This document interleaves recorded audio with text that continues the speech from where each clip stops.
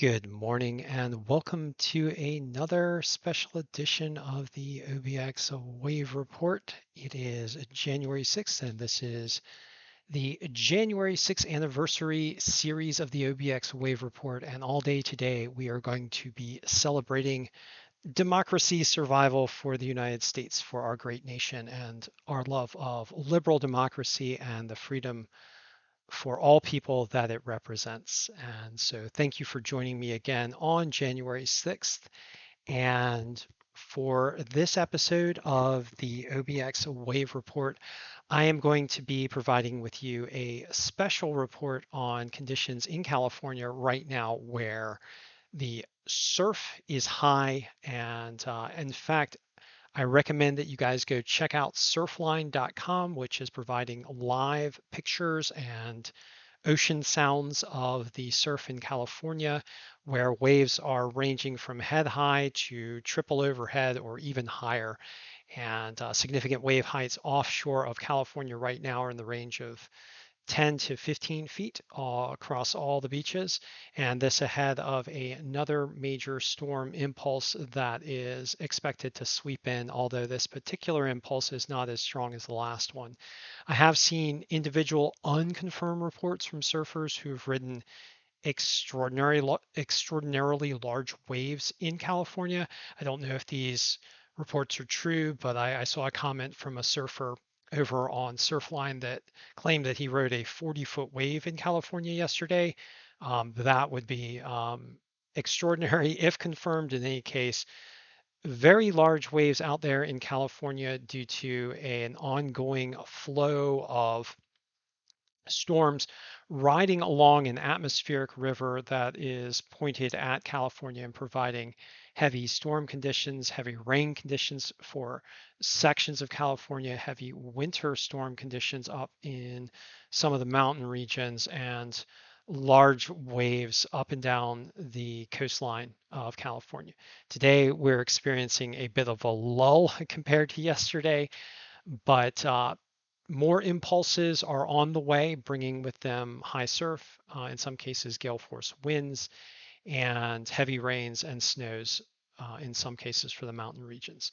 This is an Earth Null School picture of the total cloud water um, in clouds, and it's a good indication of precipitation. So as you can see right now in Northern California, we've got some rains and snows, and lurking just off the coast, we've got another front associated with this atmospheric wave about to roll in. And what I'm going to do with this series of storms here is just show you what is predicted over the next 5 days or so in the global forecast system model for California.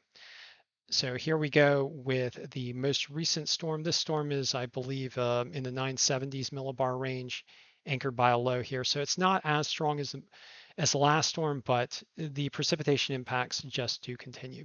So moving on forward, this front is expected to sweep on in with the development of a low closer to the coast here in California running in through Saturday.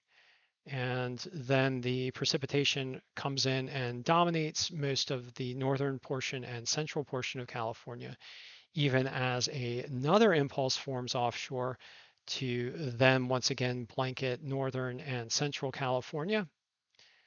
And then moving on in through Sunday, that impulse moves on off to the north and east as another storm gathers to hurl yet another. Wow, this is a big flood of moisture coming in on, looks like Monday, predicted for California, covering up most of California in the predictions. And then another very powerful storm system developing south of the Aleutians here on late Monday, and then running in through later on Monday and in through Tuesday as storms continue to dump rain and snow across California in the model forecast here. And then this large frontal boundary begins to encroach on the west coast on, looks like Tuesday, and then we enter the end of the model. So as you can see, just a progression of storm after storm after storm impacting California.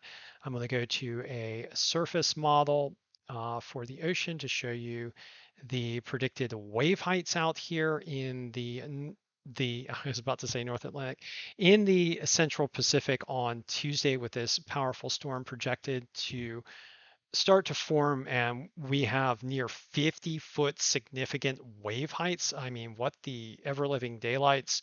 Um, in this storm system just south of it, of course, this is well offshore, well in the shipping lanes, but it looks like by Wednesday and Thursday, this storm will start to impact the US West Coast. We'll have to see what track it takes.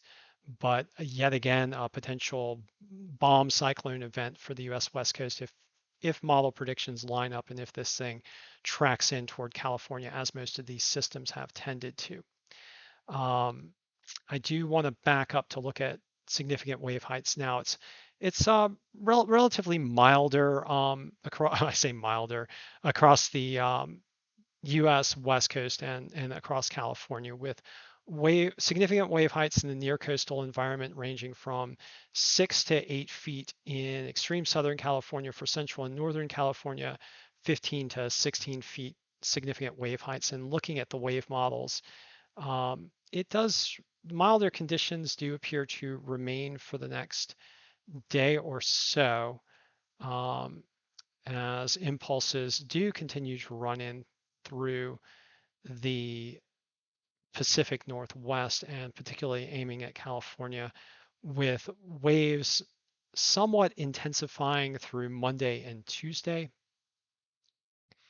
Although in the near coastal waters, it looks like the range remains in the looks like 5 to 8 foot, 5 to 7 foot range for Southern California, and then in the 10 to 15 foot range for Northern and Central California.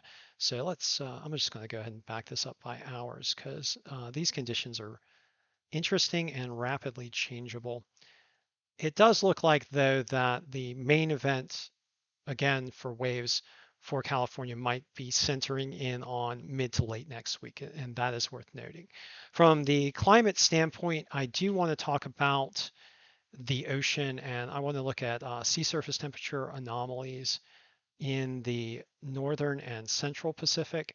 And these warmer than normal sea surface temperatures in the northern and central Pacific are providing more atmospheric fuel for weather systems, as the evaporative potential of warmer than normal ocean surfaces does tend to fuel storms more.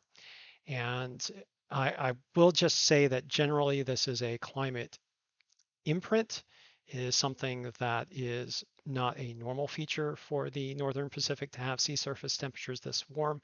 So the available moisture for storms is greater in the storm track and is likely having an impact on storms. I would also like to add a caveat that this is just a basic observation of sea surface conditions, and to reserve any final judgment until you hear the commentary by experts, climate experts, who will provide a more in-depth analysis of climate imprints on various storms and various weather features and various particular extreme weather events. And so I just want to say that I am a just observer and reporter, and that you should definitely listen to the climate scientists and climate experts. Please, though, do not listen to commenters in forums. Oftentimes, they're wildly misinformed. So just please listen to your climate scientists and your weather experts when it comes to information on climate change or any other major high risk feature. This here is just an observation based on the models, and I'm just reporting it to you as I see it, and just providing you with basic information. Like, for example, warmer than normal sea surface temperatures will tend to provide more moisture in the atmosphere, and moisture and in general lift off the ocean surface as well does tend to provide atmospheric fuel for storms. And looking also, I just want to provide you guys with some information on the atmospheric river that is aiming at California. Let's look at the total precipitable water data. So we can still see this river of moisture running in off the northern Pacific and then feeding into these storm systems as they sweep in toward California and the west coast of the United States. I'm going to go ahead and just run the model and show you guys the persistent feature of this atmospheric moisture stream. You can see these impulses running across the Pacific, getting sucked up by these storm systems, running in through these warmer than normal waters, and then moving in to California, particularly impacting northern and central California with rainfall events. So again, these storms are predicted to continue through at least the next week, and we will tend to expect higher than normal precipitation events for California for that time period. I do want to just go ahead and give you a National Weather Service summary of conditions across California. Right now, the main impulse for precipitation is moving across the northern section of California, and we have flood watches and advisories for most of the northern section of California running in through the central section and parts of south central California, although southern California seems to be spared the extreme precipitation, with the exception being the coastal regions, which have some flood watches up. I'm going to go ahead and stop the motion in this so we can look at some local alerts. So for example, in Northern California, we've got in one county, we've got a flood watch and two flood watches posted. For coastal Northern California, we've got, let's see, flood watch, storm warning, and a gale warning with these winds coming in off the Pacific. We've got in the near coastal waters, we've got small craft advisory and the gale warning for north central California. For offshore of the San Francisco region, we've got a small craft advisory and a gale watch. And the small craft advisories and gale watches extend for most of the coastal California region. Again, northern and central California is seeing flash flood watches with this continuous stream of moisture flowing in off the Pacific. And for the mountain regions, we have winter storm warnings, winter storm watches, and flood watches for the lower elevations for most of the mountain regions. Looking at, I do also want to provide you with the observed precipitation. This provided by Pivotal Weather. Go check out Pivotal Weather. Check out their models. They have both free and paid for services.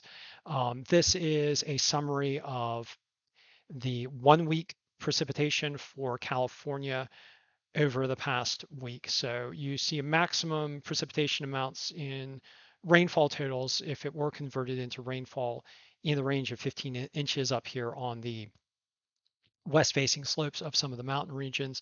We've got 5 to 7 or 8 inch rainfall totals for the week running in through near coastal regions and large sections of northern and central coastal California. It's worth noting that the southern regions of California are experiencing lower precipitation totals in the range of 1 to looks like 3 or 4 inches in the near coastal regions. And then as you get more west into like southwestern California, there's far lower precipitation amounts. So it just does show you how these precipitation amounts are focusing in for northern and central California, with the mountain slopes getting most of the high precipitation totals. Let's go ahead and look at the forecast. Now, this is a NOAA quantitative prediction for rainfall and precipitation totals if it is converted to rain, for focusing in on California and the US West Coast. And it is worth noting that this prevailing condition of storms running in through northern and central California, particularly dumping heavy rainfall and snows, is predicted to continue, and with maximum rainfall and precipitation totals ranging from 15 to 20 inches in the hot spots, and for broader regions ranging from 3 inches all the way up to 10 to 15 inches for large swaths of northern and central California. And so again, thank you for joining me for a special edition of the OBX Wave Report as we look to our friends to the west in California who are getting hammered by some severe weather, and there is no abatement yet predicted in the forecast. So continue to batten down the hatches there in California as extreme precipitation and powerful storms are predicted to continue for the US West Coast over the coming week.